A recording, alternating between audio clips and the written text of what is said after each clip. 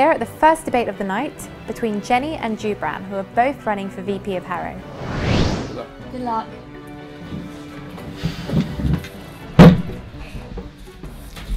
Goubran and Jenny? Yes. First of all, what do you believe are the key issues facing students at Harrow, and what will your priorities be if elected? Alright, first of all, main issue for me would probably be education. There's a lot of things that need to be improved, although it's already at high standard. There's a lot of things that need to be done. For instance, I would like to talk to the heads of departments and maybe contribute to a plan of stricter guidelines for lecturers marking and feedback, because it's quite, how can I put it, there's no continuity when it comes to your results. Also, interaction between lecturers and students is quite limited. I've got a class of 60. I hardly get to see my lecturer. I have to email him, and he's really busy all the time. And I feel bad pressuring him. So that's another really big issue, like sharing time. We need more lecturers, I guess. Social aspects. There's not much unity across campuses. I mean, it's really quite separate.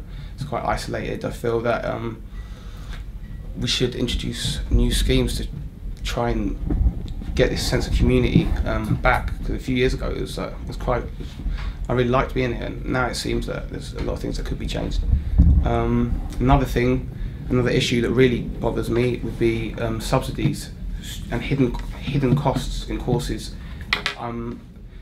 Okay, they do partially subsidise projects for some courses, but that's some courses, and then you've got people trying to raise 3,000 to 4,000 of like a cake sale or a fundraiser, and it's already, if you think about it economically, we're in a financial crisis, and you're going to put students in a position where they have to raise more money. What's our tuition fees for? Can't you make students aware about these hidden costs? I guess those are my main issues, really. Okay, and for me, Media Arts and Design School is one of the best media schools in the entire country. In fact, it's world renowned. But speaking to students, it always comes up during the whole entire year of me being in post, and the main issue is fundraising. They have to fundraise to cover their costs, additional costs, and one of the biggest things I want to do if I am elected is to produce a fundraising fair, which is basically for all students from all of the different departments, whereas fashion, music, journalism, all across the board, get all their talents and show them off, where students also can pay for this as well, and invite locals, invite the mayor in, and invite industry professionals as well, not only so that they can see their work, but also successful alumni. One thing I want to do is build relationships with these alumni to open doors for our students. So I'm not only thinking about the current students, I'm thinking about the future of our students. Another thing I want to do is create more events to showcase, again, all of our Mad School talent, and regular career fairs for students. So especially for third years, media is going downhill, less jobs. So we want to create, actually one other thing I want to do is create more graduate schemes. The Students' Union at its current state is expanding. So that means that more students will be able to get more jobs, especially in the media department, communications, where I stand. For example, with Smoke TV, when we opened it up, we now have more students paid part-time, and it goes through, we give them regular jobs during their studying period, so they can balance both. It also gives them more skills, transferable skills as well, and enjoy meeting other students as well, trying to build that community back in Harrow. Another thing is I'm also very passionate, as Goubran said, about hidden course costs. Again, it's because they have to fundraise to pay for additional costs that they didn't even know about. Some students didn't even know they had to pay for these extra costs. Now, I can say I'm passionate about this because I didn't quite read that in Goubran's manifesto, but it's included in my manifesto. Of things I want to do this year if I am to be elected. Now, just a few things. Now, some people don't actually understand the whole benefit of why we're fighting hidden course costs. And it's vital because, especially in the Media Arts and Design School, now I've been speaking to students, and some students spend £6,000 to £8,000 for one project in order to get a first. Okay. What we're trying to say, the short-term vision is basically to get uni to publicise these additional costs, such as in the prospectus or online, so that they are aware and prepared. The long-term vision for this is this will help universities to be more competitive with each other. So they will reduce the costs to attract more students. Okay, so that's the reason why we're doing it. Okay, now, and Goubran, do you have anything to add to this as well? Because you're in the same school together. Yeah, what Jenny was saying about transparency is extremely important, because I believe there's quite a few decisions the university are making that students don't even know about. Like I just heard about a rejuvenation of the cinema that cost however many million. I believe it was 4 million or something like that. I never heard about this. That's something that as students, we should have a voice and we should have a say. And if you're going to talk about fundraising, forget fundraising. How about we save some money so we don't have to fundraise so hard? There's also, on top of that, I find like that if we're going to have hidden course costs, then at least the university should help with. I know, like I said, they partially subsidise, but it's not enough.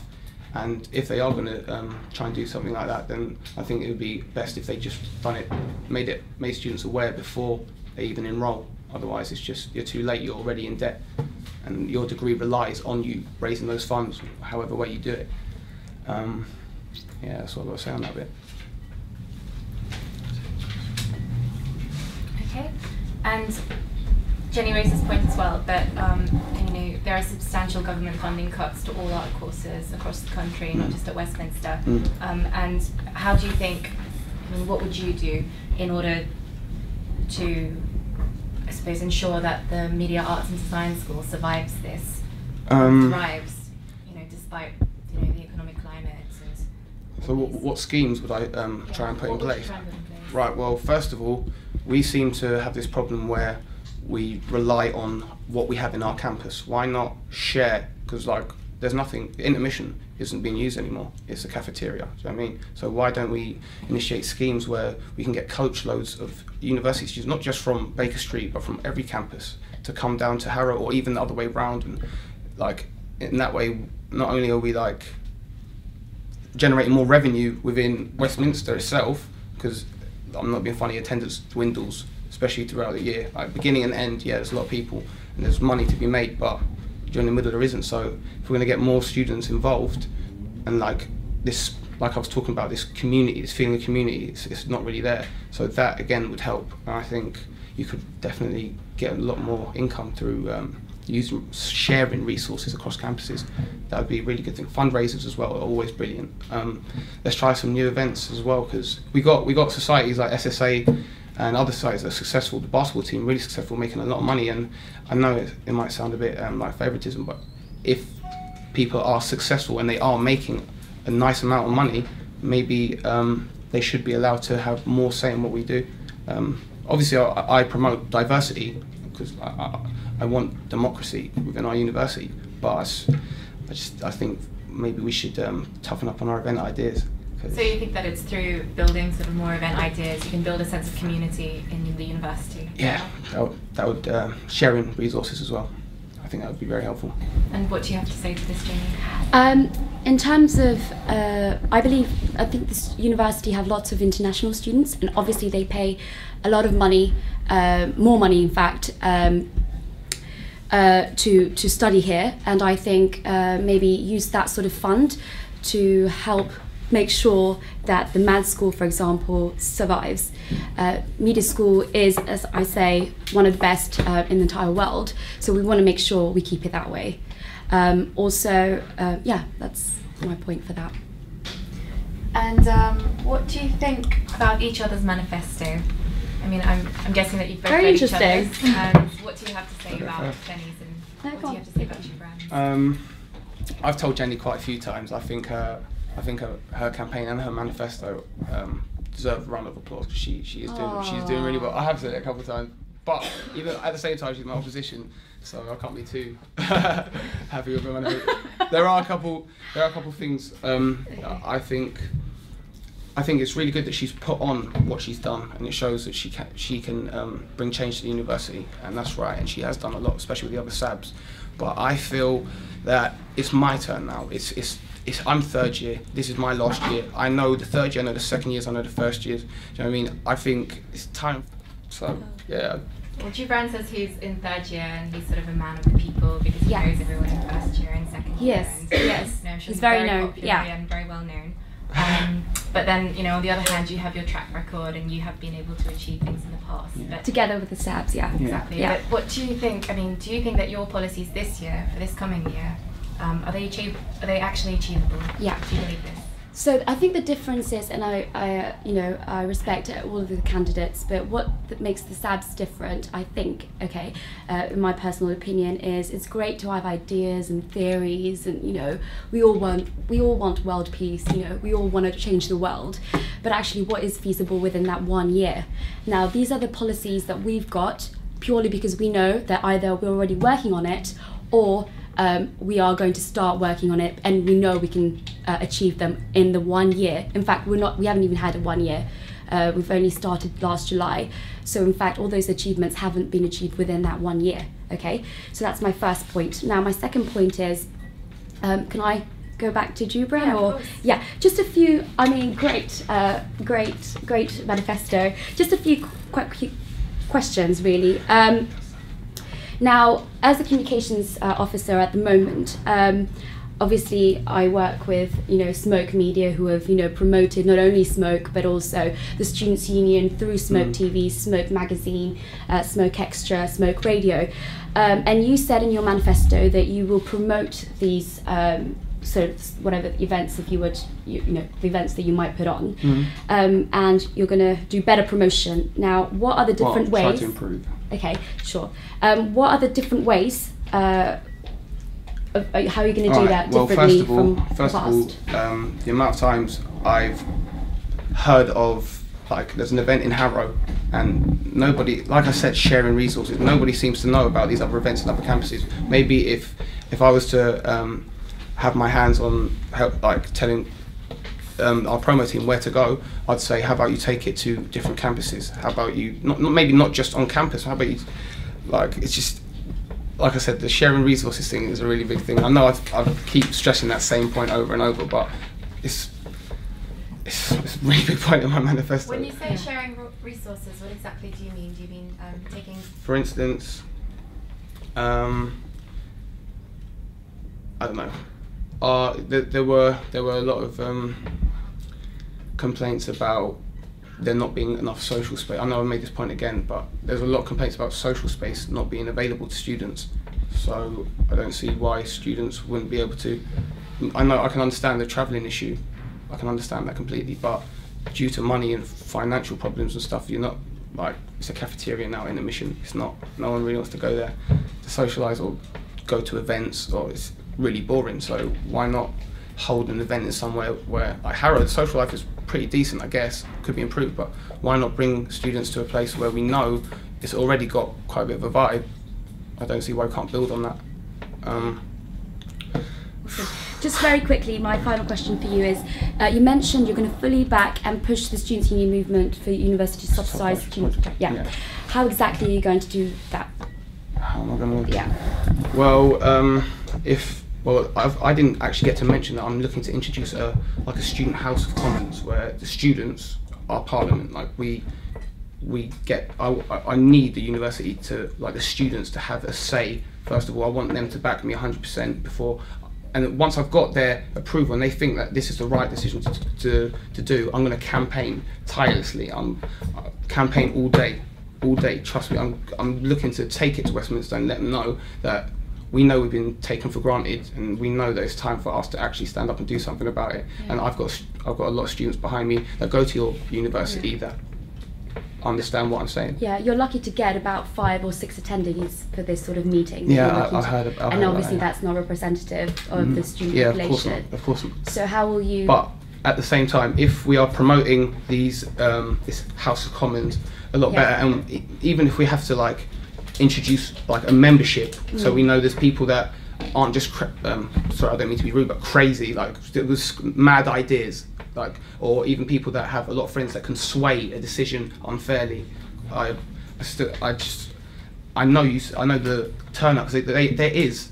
I've done research on this. They did this last year as well. There's campaigning in an auditorium. Like it was quite effective, and not just 6 people. A lot of people came. Like, a lot of people, and it's like, if we can, I understand numbers do dwindle as well.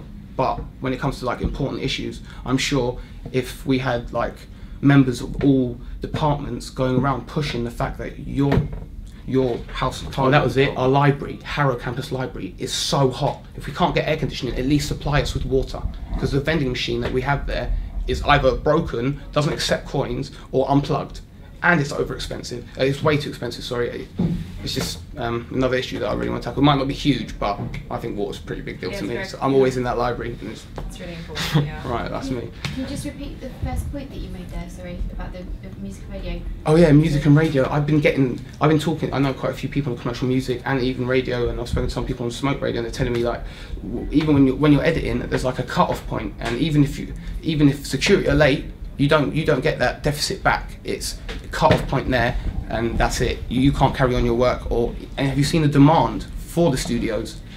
The other day I needed to get into a studio and I couldn't for the whole day, and I got told that you had to come at 5 to book for the next day. Did that, you couldn't get it. The demand is so high, it's unbelievable. And you, Jenny, do you have anything? Thanks, Goubran. For me, it's I am campaigning for not just myself, Jenny Ybanez, Vice President of Harrow. I'd like to be. I'm also campaigning for all the other SABs, Taig Mari for President, Jamal Atchi for VP Regents and Little Titchfield, and Jenny Chan for VP Marylebone. Why vote for the SABs? Purely for continuity. For the first time in history, we have been able to get this university's trust, okay? So we are now, want to finish the job. We've achieved so much that we don't even have to. Actions speak louder than words, okay? People may agree to disagree, but that's fine.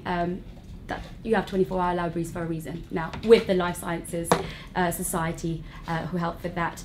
But also purely because we're all passionate, we're hardworking, not just the usual, but if you're talking, 10 to 6 is not a 10 to 6 job.